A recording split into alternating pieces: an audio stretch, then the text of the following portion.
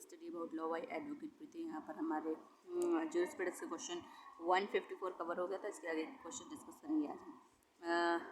सूची को सूची 2 के साथ सम्मिलित कीजिए तथा सूचियों के नीचे दिए गए कोड की सहायता से सही उत्तर चुनिए। आंसर इज सी है 3412, यानी सामाजिक अभियांत्रिकी है।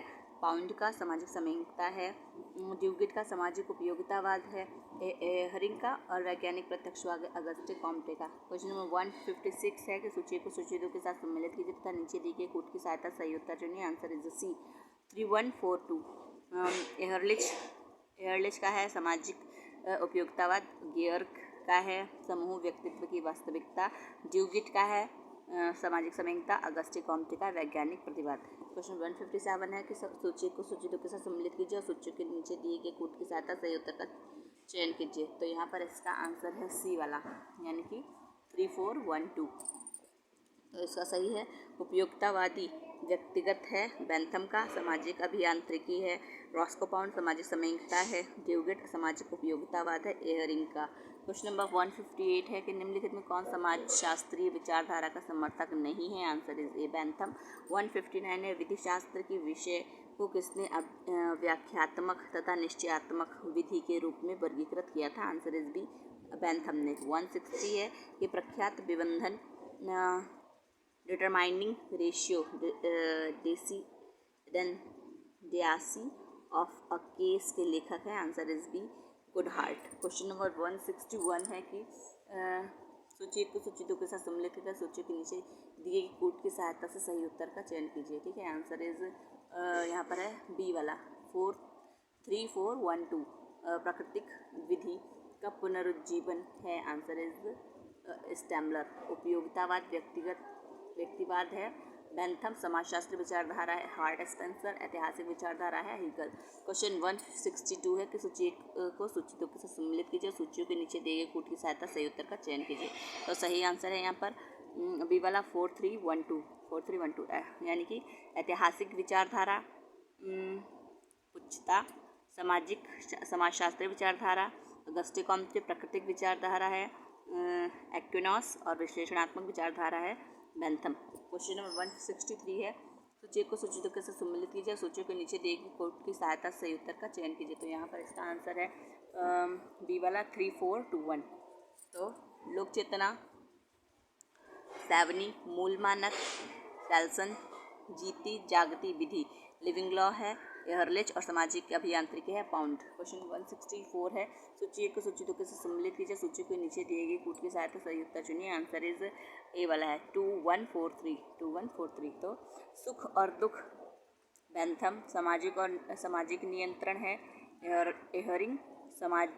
समादेश है ऑस्टिन और सामाजिक समयिकता है ड्यूगिट। क्वेश्चन 165 है कि डॉस रैक्ट डैश विशिष्ट कार्य है। आंसर इज सी सैवनी का। क्वेश्चन 166 है कि कौन सी विचारधारा अध्ययन करती है कि उन शक्तियों का जो कि न्यायाधीशों का निर्णय लेने में प्रभावित करती है। आंसर इज सी यथार्थवादी विचारधारा। क्वेश्चन 167 निम्नलिखित में से किस विधि शास्त्र ने संहिताकरण का विरोध किया। जो विधिक विकास को एक लौह पिंजरे में बंदी बना सकता था तथा व्यक्तियों के विचारों की बाढ़ के उस निर्बाध प्रवाह को सुनिश्चित करने का प्रयास किया जो जल की शानदार असंयतता को प्रवाह में है। Answer is Savigny.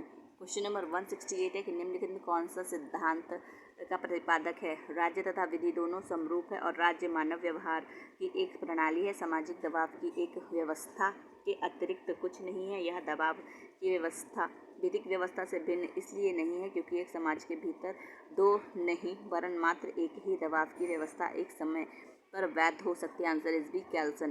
क्वेश्चन नंबर 169 है कि न्याय कभी दिया नहीं जाता है, यह कठिन कार्य होता है जिसे कि प्राप्त करना होता है, यह धारित किया था। आंसर इज बी फेडरिक ने। क्वेश्चन यहाँ पर चैप्टर 2 है विधि के स्रोत। क्वेश्चन नंबर 1 है निम्नलिखित में कौन किसने विधि स्रोत का विभाजन औपचारिक स्रोत तथा तात्विक स्रोत के रूप में किया। आंसर इज ए सामंत ने। क्वेश्चन 1 है ए सामंत के अनुसार विधि के विधिक स्रोत है। Answer is B 4, 1 and 4।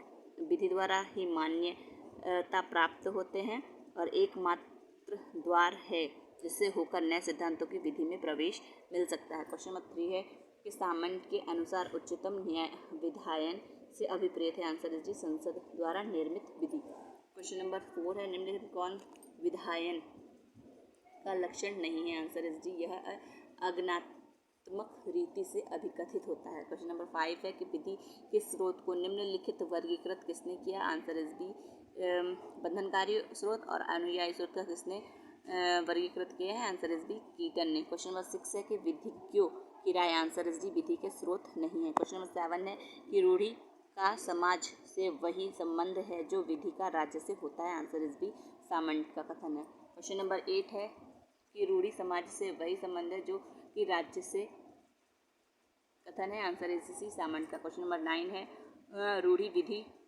रूढ़िजन विधि का स्रोत है क्योंकि यह व्युत्पन्न होती है? आंसर इज सी केवल ऐसी रूढ़ियों से जो समाज में स्मरणातीत काल से अनुसरण की जाती रही। क्वेश्चन नंबर 10 है कि कोई स्थानीय रूढ़ि विधि का स्रोत के रूप में विधिमान्य है और प्रवृत्त रहे, इसके लिए प्राचीनता के अतिरिक्त निम्नलिखित में से कौन सी अपेक्षाएं पूरी की जानी चाहिए? Answer is D first and second, युक्तियुक्तता और समृद्धि की अनुकूलता। क्वेश्चन नंबर 11 है रूढ़ि विधायन से पूर्वगामी होती है अतः उससे श्रेष्ठ होती है तथा विधायन को रूढ़ि के सिद्धांतों का अनुरूप होना चाहिए। यह सिद्धांत मूल लक्षण है? आंसर इज डी ऐतिहासिक विचारधारा का।